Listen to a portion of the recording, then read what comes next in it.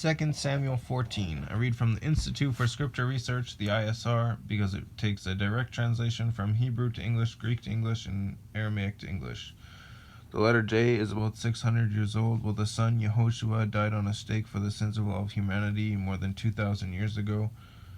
Yehoshua in English is Joshua, and his father YahWeh, YahWeh, I say Yah for short. Yah is the Elohim of the heavens and the earth, the first and the last and the only, and he's a very jealous El. He's so jealous that he doesn't even want the names of idols or mighty ones to come to our lips. Another word for judges is rulers. I thought that was cool. 2 Samuel 14.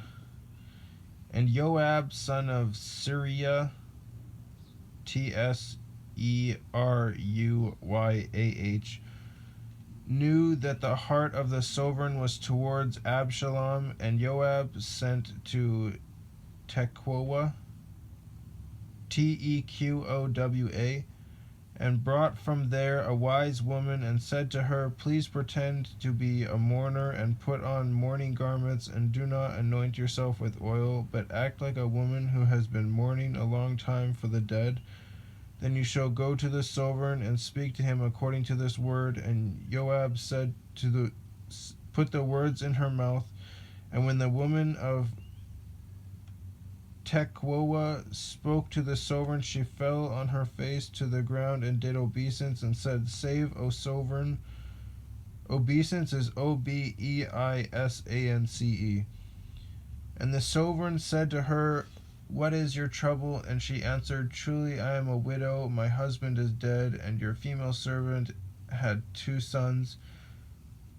And the 2 fought with each other in the field, and there was no one to part them, but the one struck the other and killed him. And see, the entire clan has risen up against your female servant and said, Give him who struck his brother, so that we put him to death for the life of his brother, whom he killed, and destroy the heir also.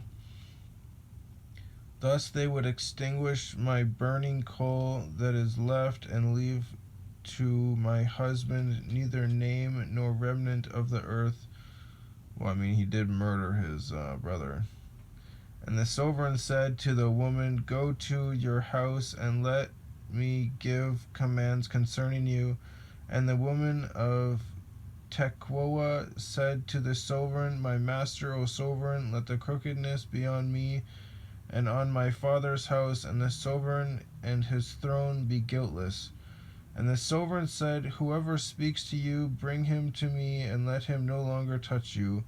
And she said, Please let the sovereign remember Yah your Elohim, and the remedy of blood, not destroy any more, lest they destroy my son. And he said, As Yah lives, not one hair of your son shall fall to the ground. And the woman said, Please let your female servant speak a word to my master the sovereign. And he said, Speak. And the woman said, And why have you reasoned like this against the people of Elohim? For in speaking this word, the sovereign is one who is guilty, in that the sovereign does not bring his outcast one home again.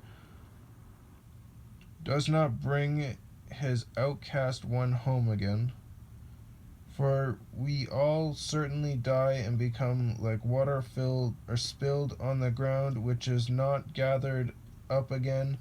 Yet Elohim does not take away a life, but shall devise ways so that his outcast ones are not cast out from him. And now I have come to speak this word to my master the sovereign, because the people have made me afraid. And your female servant said, Please let me speak to the sovereign.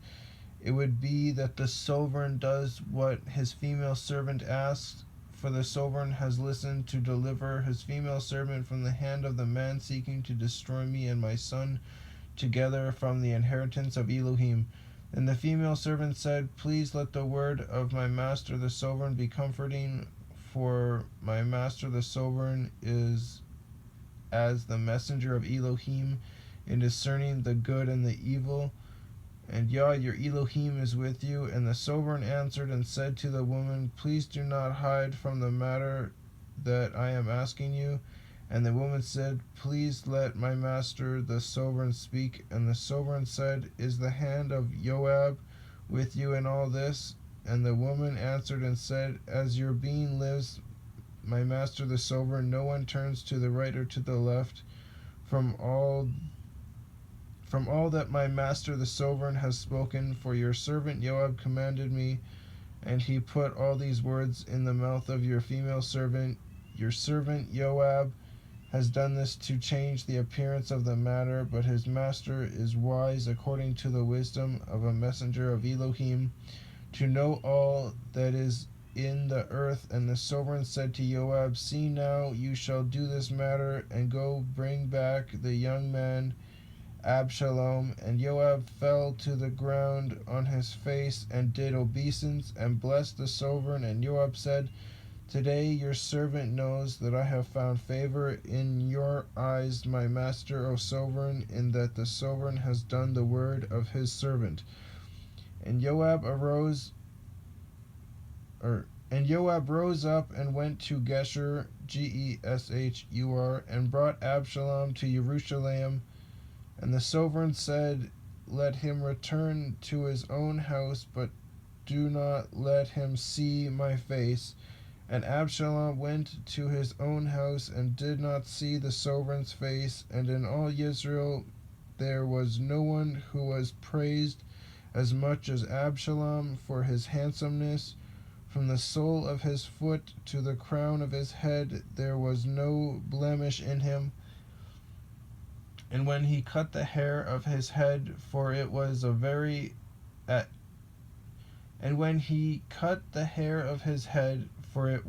at every year's end that he cut it, because it was very heavy on him. When he cut it, he weighed the hair of his head at 200 shekels by the sovereign's weight. His beard, or his hair all in general, 200 shekels? That's a lot of hair, man. I don't like hair, especially when I'm out and about. When it's hot out, I'd rather just have my head shaved, because I put a hat on because I'm so blind, so I gotta protect my eyes. So my head shaved, it doesn't moisture it up as much and sweat into my eyes. Anyways, and to Absalom were born 3 sons and 1 daughter, whose name was Tamar.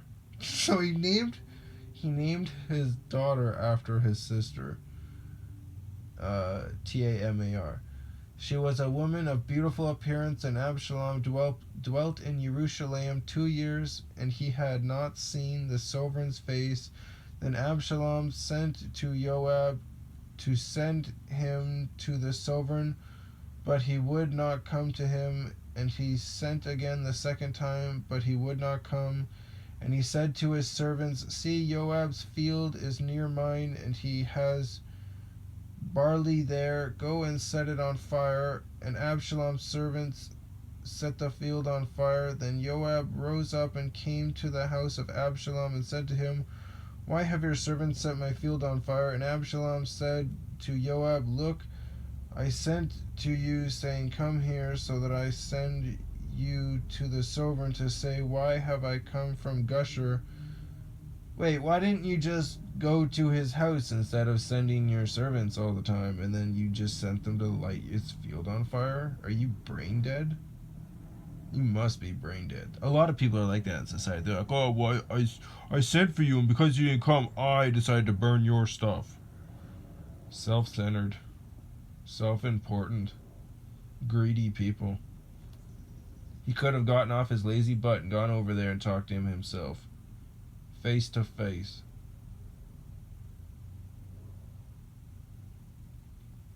It was good for me while I was there, and now let me see the sovereign's face, and if there is any crookedness in me, then you shall put me to death.